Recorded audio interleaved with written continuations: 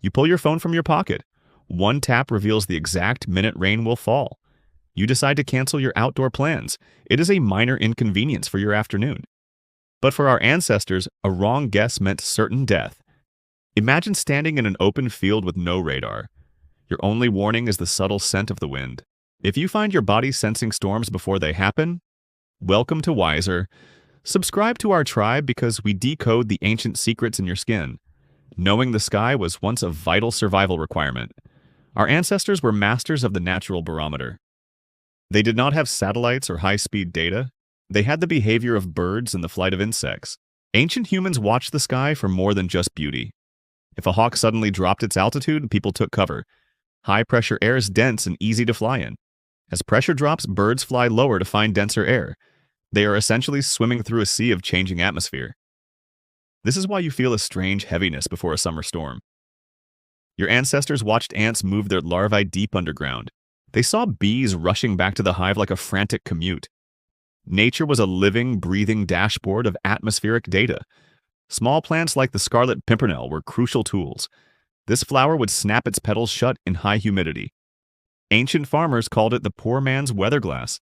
It was a biological sensor for the coming moisture, which explains why you still feel unsettled when the garden looks tired. Pine cones were the original mechanical weather stations. They close when dampness increases to protect their precious seeds. They open wide when the air is dry and safe. Ancient humans used these cues to plan their entire lives. One missed sign could lead to a ruined harvest, or a hunting party trapped in a deadly blizzard. We have traded these instincts for a 5G signal, but the biological hardware is still inside you. Centuries of seafaring led to the creation of rhyming proverbs. Red sky at night, sailor's delight. Red sky in the morning, sailor take warning. This was not just poetry for bored sailors, it was a survival manual based on global physics. High-pressure systems generally move from west to east. A red sunset means the sun is shining through clear air. It implies the good weather is headed your way. A red sunrise means the clear air has already passed. It is a warning that the storm is catching up. You still feel a sense of peace during a red sunset. That is your ancient brain recognizing a safe sleeping environment. Then there are the mackerel skies and mare's tails. These patterns in the clouds aren't just pretty shapes. They represent altocumulus and cirrus clouds high in the sky. These often precede a massive warm front and its storm. Ancient humans saw these and knew to lower their sails. They knew to find shelter before the horizon turned gray.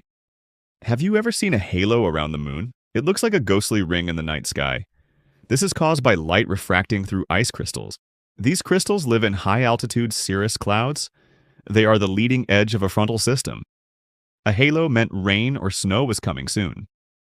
You might feel a sense of awe seeing one today. But for our ancestors, it was a literal alarm clock. They had to gather wood and secure the tribe immediately. Modern life allows us to ignore these celestial warnings, but the phrase "feeling it in my bones" is real. It is not just a weird thing your grandmother says. It is a documented biological reaction to the atmosphere. As barometric pressure drops, body tissues expand slightly. This expansion irritates sensitive joints or old injuries. Your body is a literal barometer for the changing weather. Ancient humans used this internal pain to predict the rain. You might complain about an old knee injury today, but that pain once told your tribe to find a cave. It was a high-resolution early warning system.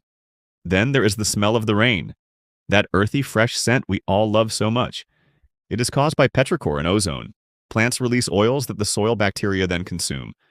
When rain hits the ground, it releases these scents. Approaching storm fronts carry these smells from a distance. Your nose is sensitive enough to detect this miles away.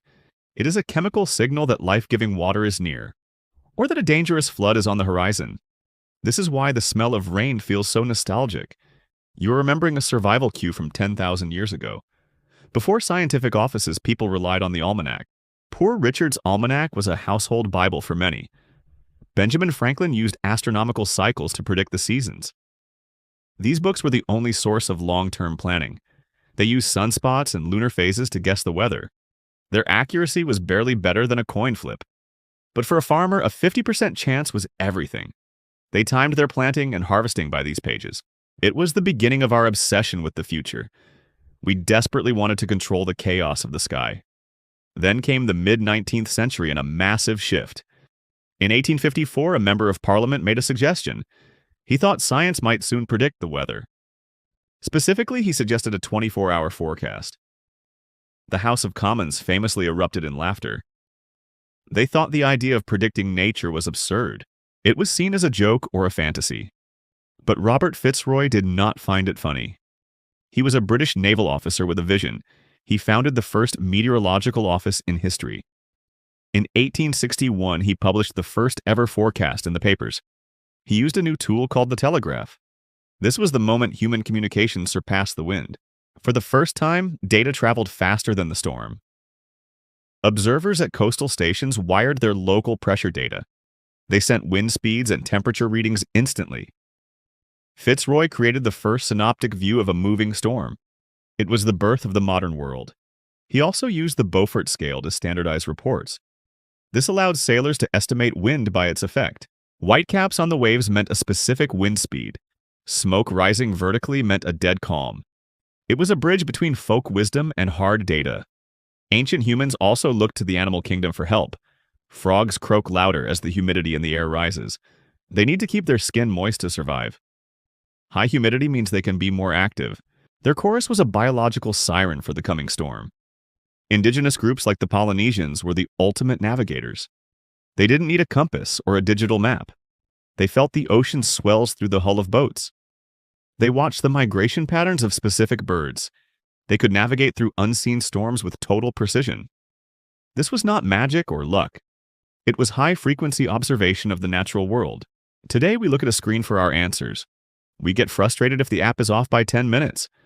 We have lost the ability to read the clouds. We have forgotten how to smell the approaching rain. We ignore the messages our own joints are sending us.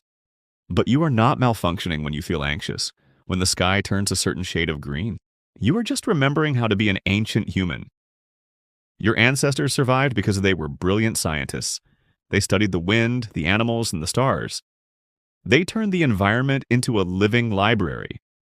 Every storm they predicted was a life saved. Every red sunset was a moment of hard-earned peace. You carry their biological sensors in your own body. Your joint pain is an ancient gift of awareness. Your love for the smell of rain is a survival memory. You are a finely tuned instrument of the atmosphere. Next time the sky changes, look up from your phone. Watch the birds and feel the shift in the air. You are part of a long line of sky watchers. You are never going to miss the rain. Hit the bell and subscribe to Whyzer for more.